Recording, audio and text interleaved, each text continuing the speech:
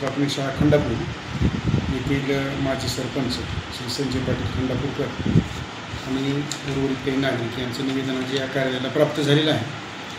त्यांची अशी मागणी आहे की त्यांच्याकडं गणित विषयाचा शिक्षक नाही, जो पदवीधर शिक्षक म्हणतो आपण, त्यांची त्यांनी मागणी केलेली आहे।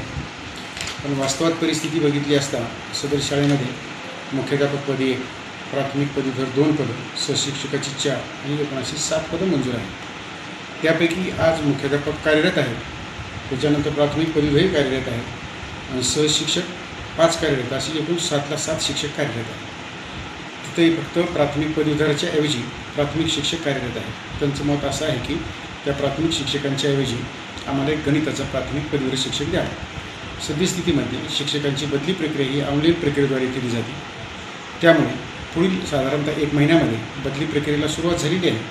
ही बदली प्रक्रिया ऑनलाईन आहे आणि त्यामुळे पुढील 1 महिन्यामध्ये त्या ठिकाणी पदवीधरचं गणित विषयाचं पद त्या ठिकाणी भरलं जाईल आणि त्यांची मागणी 1 महिन्यानंतर निश्चितच पूर्ण होणार आहे।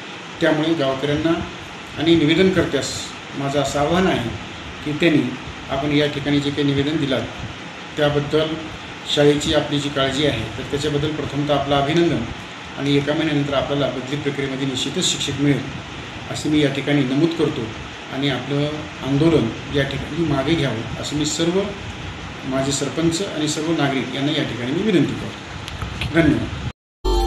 Subscribe now and press the bell icon. Never miss an update.